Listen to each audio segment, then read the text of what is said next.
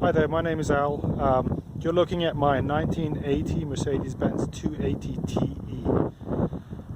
This is a European model car. It's what they call a taxi spec car, so it's a very basic model with crank up windows and a manual sunroof, and it doesn't have AC. That's the important thing because it is in Texas and some people are very particular about AC in Texas.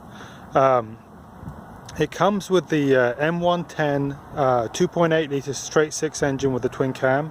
The engine makes about 185 horsepower, and it also has a 4-speed manual transmission. I bought this car out of Oregon. I had it shipped over here. I actually found it. It had a salvage title at the time, and I bought it. I had it shipped over here. What basically happened with the car is that the hood lifted up and smashed the windshield, and it caused this damage over here, and it has a similar ding on the other side. You can see it right here. All I really did is basically replace the hinges.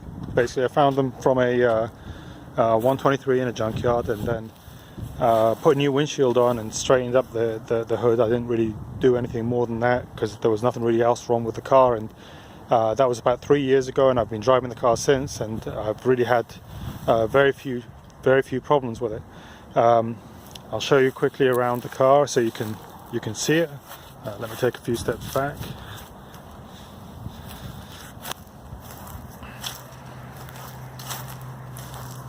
So overall, the car's in pretty straight shape. It's, you know, being a near enough a 40-year-old car, it does have some stuff that needs to be taken care of. It's got a couple of dings. You can see one over here on the gate.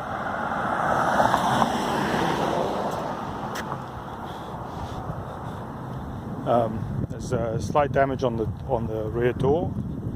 Of course, just over here on the hood.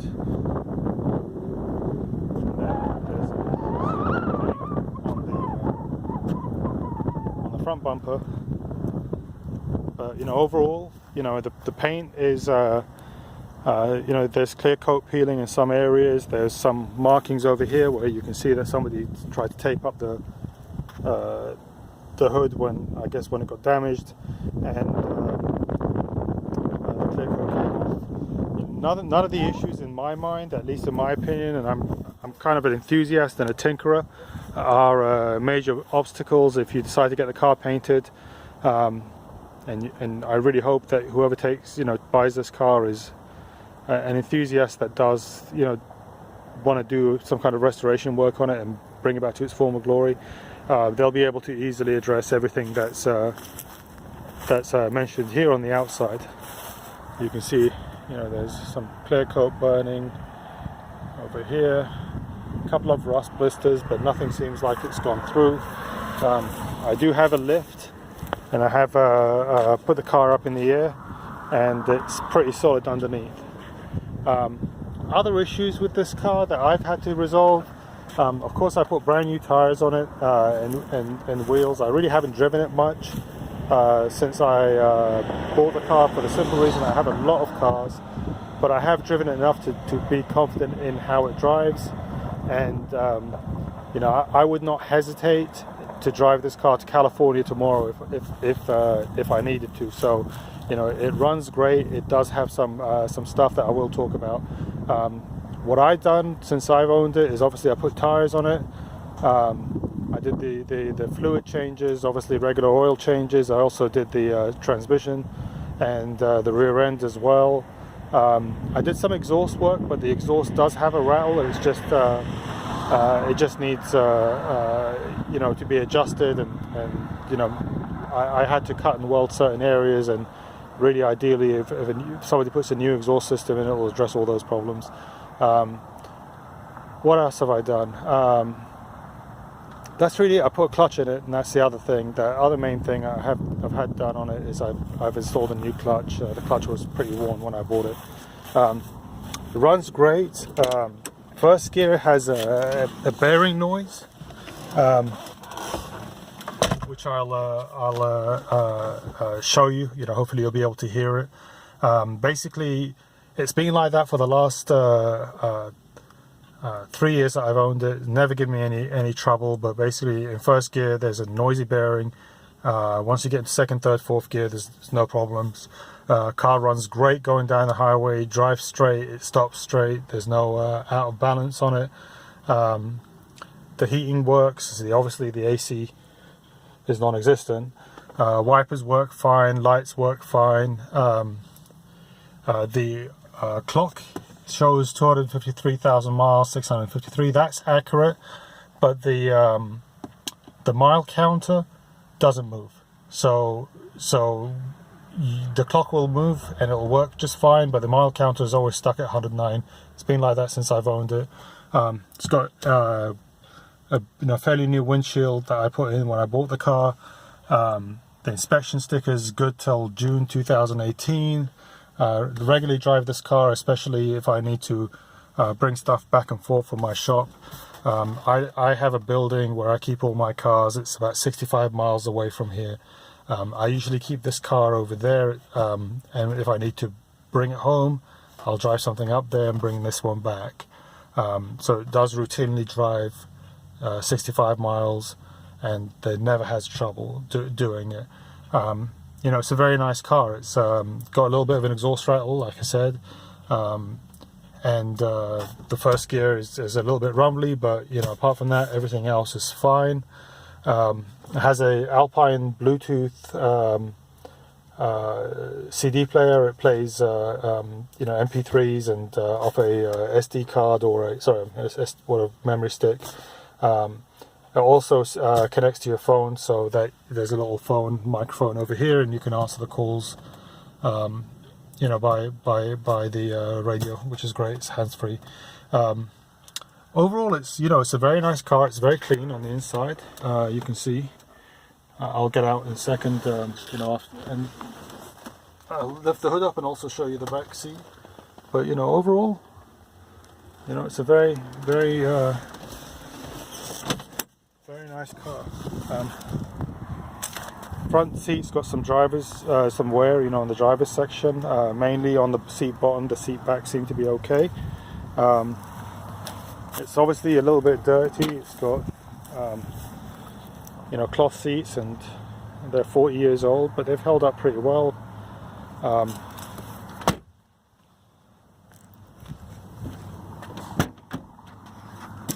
It does have a spare there. It's all carpeted. I will say that it doesn't have the third row seating. This car doesn't come with it. But altogether,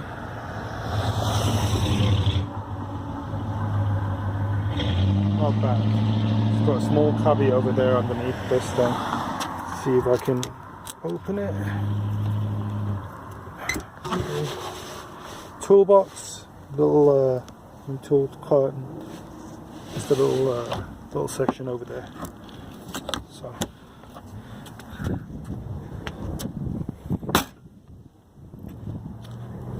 Okay, so I'm going to run the car. I'm going to drive it around the block. It's going to be a little bit tricky because it's a stick shift. I'm going to be holding the phone. I'm going to be changing gears and trying to hold the steering wheel, and hopefully you'll get to see how it drives. I'll point the phone at the phone so you don't see how I drive. But all in all, I'm going to try to take my hands off the wheel so that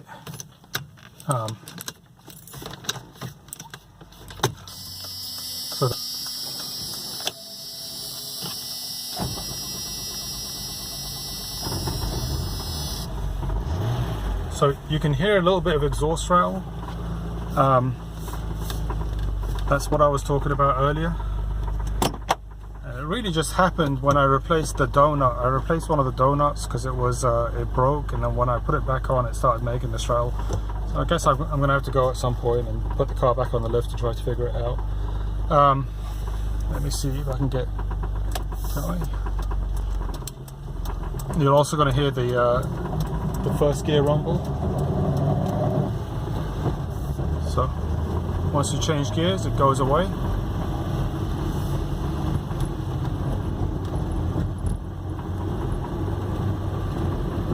Alright, this is a straight part. I've got my hands off the wheel and it basically drives just fine. It's nice and straight. I'm applying the brakes, so it seems like it's fine.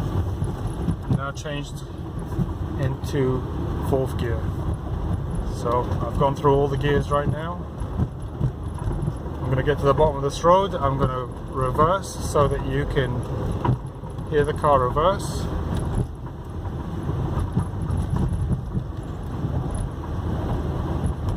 It's got hydropneumatic suspension in the back. Never had a problem with it. The only thing that I have changed is the valve cover gaskets under the engine. Otherwise, it's just got oil changes, and that's all that's really needed. You know, the car runs pretty well. It's nice and fast on the highway. It's a real nice car. I mean, I really hate to sell it. You know, it's the only reason I'm selling this car, I own it. It's in my name. I'm not a flipper. The only reason I'm selling it is because I just have too many cars. It seems like you go through life acquiring a bunch of stuff, and then you spend half your life buying it, and then you spend the other half of your life trying to sell it. And that's really where I am. You know, I've got a few other cars. This is one of them. It's kind of interesting. I don't think I've ever seen another 280TE with a manual transmission, at least here in Texas. I saw one on Bring a Trailer show up, but they were asking like an obscene amount of money for it. You know, I'm selling mine for $5,000. I've got it. At least that's the starting price that I'm putting up on eBay. I think it's worth every single penny. I really hate to sell this car, I really do, because I don't think I'll ever find another one like it. But you know, I also have a bunch of other cars that I need to unload.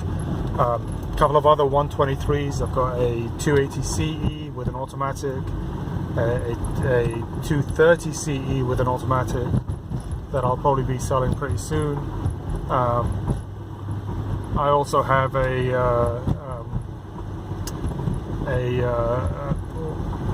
300 SL. It's a 5-speed car, 129. I had that listed on eBay a couple of weeks ago, but it didn't sell. It needs a little bit of work. I mean, this is a get up and go car. You can drive it anywhere. That one needs work. So it kind of made sense that it didn't sell. I'm probably going to work on it and make it roadworthy before I try to list it again.